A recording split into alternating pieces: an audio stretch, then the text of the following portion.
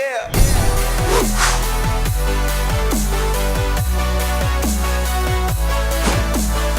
Welcome back to the Gridiron Expert, bringing you some of the best college football news, predictions, and analysis. We are continuing our analysis and predictions for every single bowl game, and now we are taking a look at the Frisco Bowl between the Utah State Aggies out of the Mountain West and the Kent State Golden Flashes out of the MAC. And we'll start with Kent State here, making their first bowl game since 2012.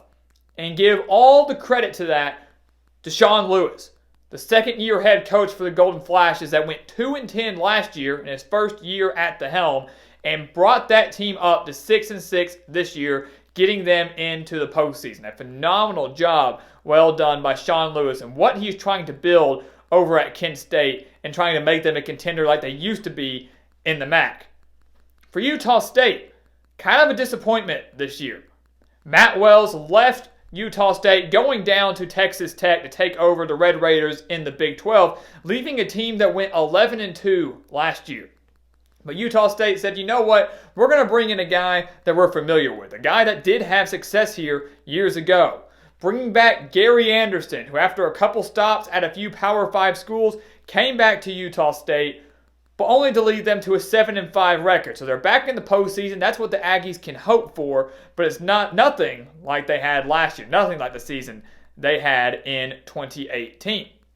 A major storyline to follow in this game is the status of Jordan Love, the Utah State quarterback, arguably one of the better quarterbacks in the entire country. Jordan Love did declare for the NFL draft. However, he did say he will play in the Frisco Bowl. He did say this would be his final game he would play, unlike a lot of players that we will see over the course of these next few weeks that will declare for the NFL draft and will choose to sit out of their respective bowl games. Last year, Jordan Love had over 3,500 yards passing, 32 touchdowns, and 6 interceptions. He has struggled this year. A lot of that is because he had a very young offense. It was him and one other starter returning on the offensive side of the ball. Pair that with a newish head coach, and you would expect the numbers to drop off a little bit. In 2019, Love has a little over 3,000 yards, 17 touchdowns, 16 interceptions. That's the number there. 16 interceptions compared to just 6 all of last year. And that's something that he has to perfect and has to improve on, especially in this last game for him in the Frisco Bowl, something that can maybe improve his draft stock going into the 2020 NFL Draft. When you look at the Aggies and the Golden Flashes statistically, when you look at the numbers, offensively they are very, very even. Utah State averaging 28.3 points per game, Kent State averaging 27.4 points per game. And yes, different conferences, different level of competition, but regardless, the numbers line up fairly evenly there, and they line up fairly evenly defensively as well. Utah State allowing 29 points per game, Kent State allowing 31.1 points per game. And I will say this, credit to Sean Lewis and the Golden Flashes for getting to this point. Kent State going 3-3 over their final 6 games, all 6 of those decided by one possession. They won those final 3 games to clinch bowl eligibility and now find themselves in the Frisco Bowl. So something that could benefit Kent State in this game is that they know how to win in the close games. They know how to win in those one-possession games. They know how to close out games. They know how to win late. They know how to win close. They know how to operate under pressure. They did not in those first 3, were unable to get the job done, but it's the last 3 that mattered the most. Sean Lewis got his team right, and they were able to win and play in the postseason. But the one thing I question, can they get right, is their defense as a whole. Because their defense as a whole, we mentioned, allows 31.1 points per game, but when you break it down to passing yards and rushing yards, has been downright atrocious. Kent State allowing 221.4 passing yards per game and 248.6 rushing yards per game. That is bad. That is very bad. And that is very bad when you're going up against, like we said, one of the better quarterbacks in the country in Jordan Love that, yes, has not put up great stats this year, but can turn it on at any moment. And even though he's had a down year by some standards, he still put up solid numbers.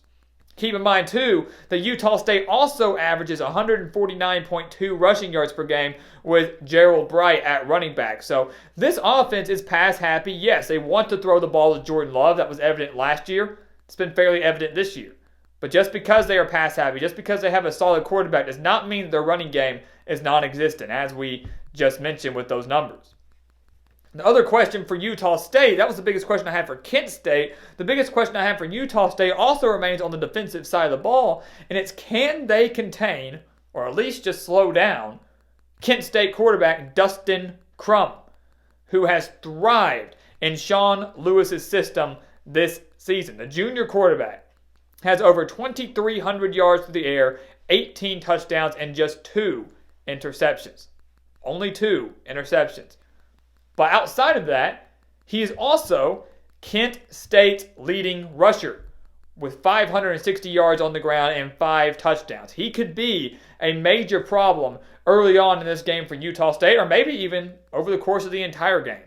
And I'll go flat out and say it, I hate dual threat quarterbacks because they give me a headache and they stress me out. When I'm watching a game and it's my team going up against a dual threat quarterback, it stresses the heck out of me.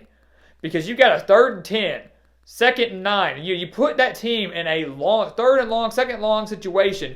That quarterback looks like the pocket's going to collapse, and that quarterback takes off, and when he needs 10 to get a first down, he gets 11. He always gets that extra yard. And that's the beauty of a dual threat quarterback. They can pass and they can run, and that's something that Dustin Crum has been able to do effectively this year, and one of the major reasons that Kent State's playing in a bowl game for the first time since 2012. So Gary Anderson and this Aggies defense have to be able to step up and contain him, or at least slow him down, or maybe just rattle him early to try to make sure they can contain him in the pocket and force him to win this game through the air and not being able to escape and make plays on the ground that allow Kent State to extend drives and maybe even win this game for the Golden Flashes. So some questions on defense for both Kent State and Utah State, but our pick is based on offense. Our pick on who's going to win this game is based on the offensive side of the ball, and I predict that the Utah State Aggies will come away with a win this season, clinching another 8-win season for Gary Anderson and Utah State. They're going to win this game, and here's why. Last year, Utah State obviously was a better team. They were more experienced. Jordan Love was playing out of his mind. They had Matt Wells. They were playing great. They went 11-2. So yes, they were very good, much better than they were in 2019. But I look at what happened last year in the postseason for them. They were favored by just 7.5 points over a very solid North Texas team led by Mason Fine, who statistically was one of the better quarterbacks in the entire nation last season. North Texas, very disappointing in 2019. But favored by just 7.5. Utah State went on to win that game 52-13. Just annihilated the Mean Green in their bowl game, and that was a good North Texas squad. I'm not saying this game against Kent State's going to be a blowout by any means. Might be relatively close. But what I am saying is that there is no way that Jordan Love loses his final game as an Aggie. No way that Gary Anderson, Utah State, allowed Jordan Love to go out with a loss in his final game as an Aggie. And his very young team, that many have credited the struggles to this season, the inexperience, will not let that happen either. They have gained experience every single week this season. They've been able to build chemistry with Jordan Love every single week this season. And there is no way they are letting him go out with a loss in the Frisco Bowl. Utah State wins over Kent State, not in blowout fashion, but just enough to get the job done.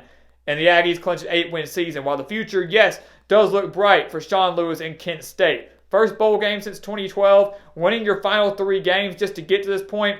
Expect a pretty solid year out of the Golden Flashes in 2019. So guys, thank you for watching us here on YouTube. Make sure to like this video and check out everything we have for you in the description below. The spread pick for this Frisco Bowl game, as well as every single other bowl game, will be on our website at thegridironexpert.com, if, of course, you sign up for those expert picks. Links for that and our bowl pick'em in the description below, so you do not want to miss that. And once again, thank you for watching. Please continue to like, comment, and subscribe, and we'll see you next time on The Gridiron Expert.